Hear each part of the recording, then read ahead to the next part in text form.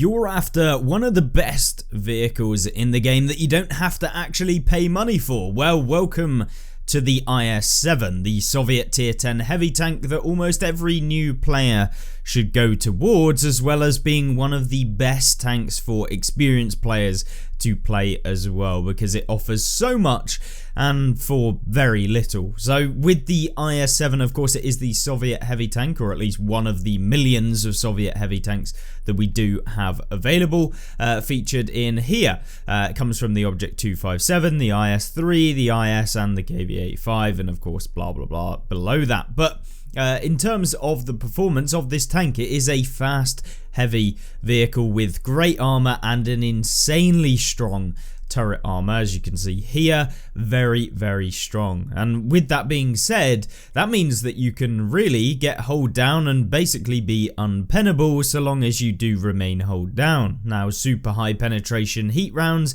if they know where to hit you, which is just literally just to the left and right hand side of the gun mantlet, can be a place where you do get penned in the IS-7 with heat rounds. But for the most part, you basically don't get penned. The cupolas on this tank are minuscule, and if anyone hits you there, well, you should probably congratulate them, because there's literally a pixel where you can really hit them on the top of the tank. Those two kind of hatches, they are actually weak points. You can be hitting those and they will pen if they do hit there, but to hit them, of course, is a very, very minor shot. So with that being said, IS-7's hull armor is also pretty strong. The upper plate does have the potential to bounce a few rounds, but as soon as you angle like this, it's paper, so there's that.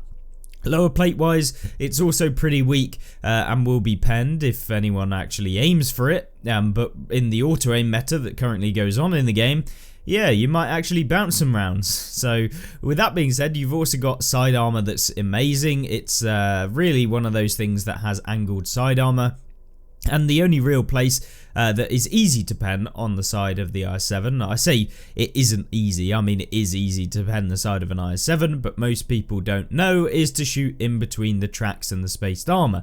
The spaced armor is this little thing on the side of the tank. You see the long bar, that is the spaced armor. Do not hit there, it is flat, but it will be able to absorb a lot of your rounds, and there's armor behind it. So you want to be going for the armor just underneath that, in between the tracks and the hull. So just aim for the gap is basically what I would recommend. This is going to give you a guaranteed pen if you do land in there with any real tank at this tier.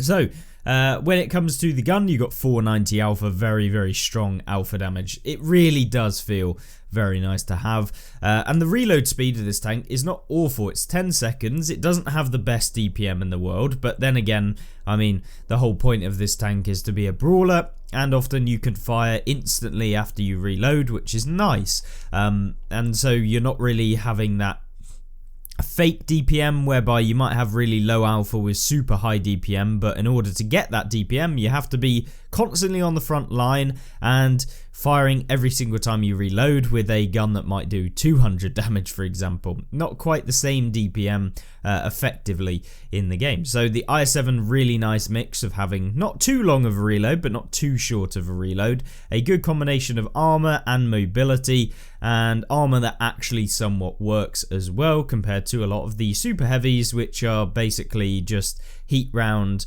blockers, or just any other round but heat round blockers, and premium ammunition spammers. So with the Type 4 Heavy, for example, you just load premium and you get penned. So yeah, not ideal when you're in that sort of vehicle. The IS-7, you can't really do that even up against the turret armor.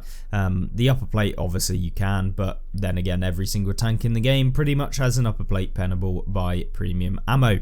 The IS-7, why is it so good for new players? Well, it is all of those factors that we listed. It's a great fast moving heavy tank that rewards you for essentially just sitting there behind cover, getting hold down, dealing your damage, and focusing on trying to get weak points to work. The IS-7 is actually quite good now because of the fact we've got all of the accuracy buffs, making this significantly more accurate than it used to be, which means you can hit shots. Yay, finally.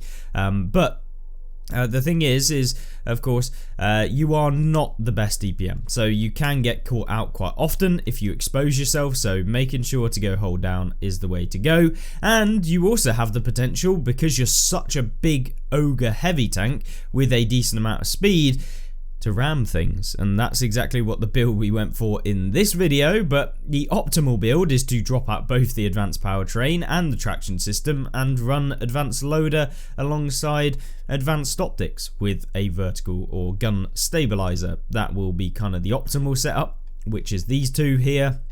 And yeah, not running the speed boost equipment because, you know, I love doing like 60 kilometers an hour in a tank like that and then ramming into things, which is yeah, another reason why we played this tank. Commander wise, we are running it with a heavy tank crew, primarily focused on just having better accuracy and DPM, alongside having the fact that we are going for some perks that are going to improve the accuracy on the move, which is brilliant when you're in a tank like this one.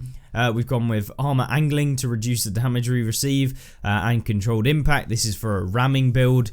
Obviously, with regards to what you will probably want to be picking if you're not actually trying to throw your head outside of a window, is to actually not use that and use snapshot, and then probably going for something like repairs will help you much better.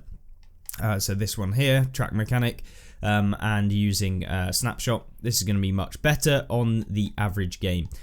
So yeah, please do not use the ramming build if you don't accept that you're going to have bad games for the most part. But with that being said, the IS-7, let's get into the gameplay where we see what this tank can actually do, and hopefully you enjoy the gameplay as it goes. Now then, what does the gameplay look like? Well, it's a game on El Alamein. We're going to be playing it quite aggressively. We have gone with the ramming build, obviously, and we may or may not see that come into effect during the game. But in terms of the sorts of things that you want to be playing the IS-7, hopefully this video will showcase that, as well as how you can use a tank that has this kind of playstyle, things like the Object 277, the faster heavy tanks, to kind of progress a flank and also win more games, which is primarily what the whole channel is about, is to showcase and highlight some of the tanks in the game that will be very good for you to learn, as well as showcase that some of the worst tanks in the game can still be much better when played by an experienced player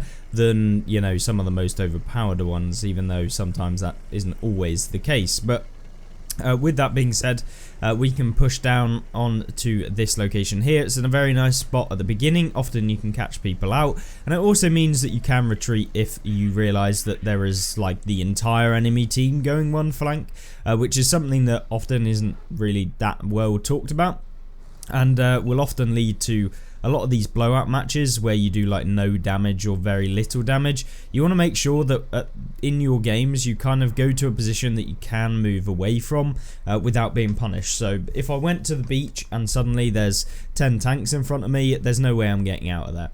If I go to this location and there's 10 tanks on the beach, well, I can get out. If there's 10 tanks in the middle of the map on this map, well, they're probably going to lose the game. I'll probably lose, but it's not going to be a terrible trade because they've gone in the middle of the map. So with that being said, that will mean that we can kind of win the game, more likelihood of winning the game, more likelihood of me surviving the game to impact the game later on.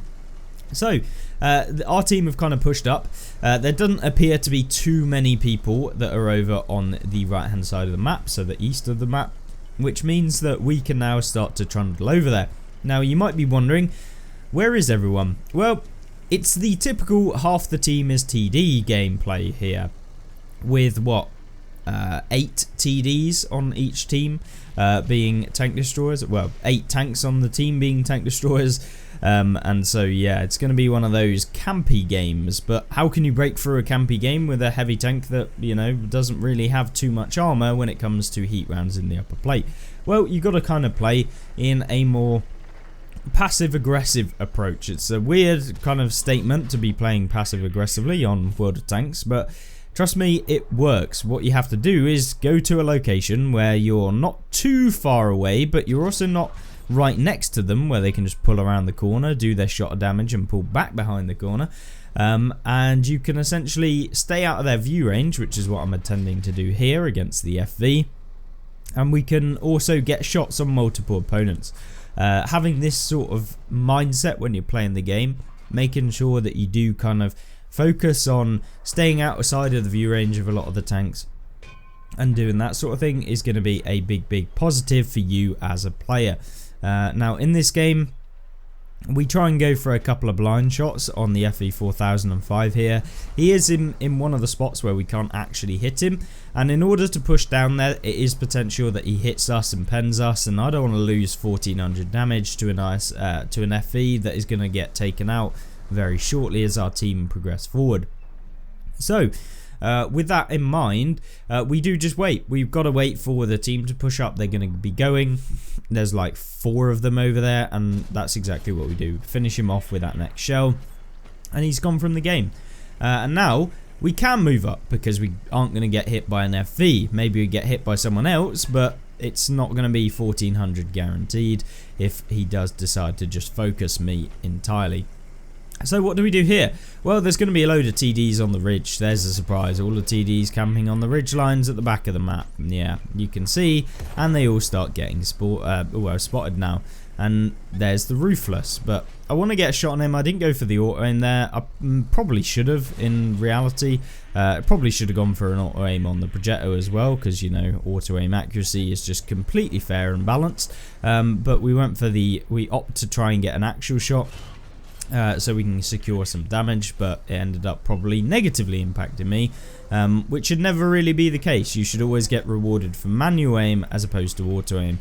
I don't think that you should get the auto aim as it currently stands in the game. I think they definitely need to nerf it to the point where if the only way you can auto aim is if you're looking directly at a tank. Currently the scope of which you can auto aim someone is so massive that, you know, I could be looking over here and click the RB button and it will lock onto one of those TDs if they were in the open. This should never ever happen in the game. Auto aim should be for in close quarters engagements whereby you are able to lock onto the target that you might be strafing around very closely, at which point your reticle is going to be over that tank. So you over the tank, you hit the auto aim button. What it shouldn't be is a replacement for aim. The game should not be automated into auto aiming, pressing one button, and apparently now you can hit everything, which is where they should implement some form of dispersion or reduced accuracy when you're auto aiming. But now comes the fun part. Hello there, Mr. Ruthless. It appears like you're having fun over there. And I try and go for a shot on the M53, but we actually can't see him. It's a very minuscule shot. We might be able to just about look over there, but I wasn't too fussed. And so let's just go into the Ruthless. We knock into him, deal 85 damage, and we manage to lower his health to the point where we're guaranteed to one-shot him. Maybe we low-rolled spectacularly, but that isn't the case. We pen the CC and also track him, which must have been a very slim shot. But now we just go for the CC. Can we get a bit of damage on him? We go for the lower plate again, but it must have bounced off the lower plate going into the tracks. And then we're going to go up here. And what the hell are we going to do from up here? Well, hey there, how's it going? And yes, might have jumped on him. It was worth it. Was it worth to lose all the health? Maybe not, but it was definitely worth it from a fun perspective, and sometimes you have to do that in the game if you want to have a bit of fun. But there's still a Ho-Ri. There's also a Heavy, which I believe is the Machine or something like that in the other side of the map. But we got the RE, we got the Ho-Ri, and they're both on much more hit points anyway, so it's nice to have them near us. RE gets taken out by the RE. It's just RE things, isn't it? And then we're going to try and move towards the Ho-Ri. Now, Ho-Ri, what are you doing over there, my friend? Oh gosh, it's looking mighty fine today. Oh, yeah. Yep, I may have missed him, but you know, if you don't shoot, you don't hit. And unfortunately, we didn't hit, but we still did 4.9 thousand damage, playing a bit silly at the end. And yeah, sure, we probably could have got one extra shot into the Ho-Ri maybe. But at the end of the day, it doesn't really matter, because I had a lot of fun playing the IS-7. It is a really fun vehicle, and I think a lot of people will enjoy it. And if you've got it, maybe you'll try and test it out again with a ramming build, or maybe you'll just try and go for the more competitive build, which is of course advanced loader, advanced optics, and a gun stabilizer. And of course some of the other perks like we mentioned at the beginning of the video. But if you enjoyed this video and you like seeing the IS-7 and you want to see some more of it, then feel free to check out some of the other videos that we've got available, and maybe we'll even play it on stream as part of a heavy tank showcase within the next week or so. So yeah, hopefully you'll join me there, and I thank you for watching this far into the video. Your support means a lot, and I will see you in the next one. Have a great rest of the day. Goodbye.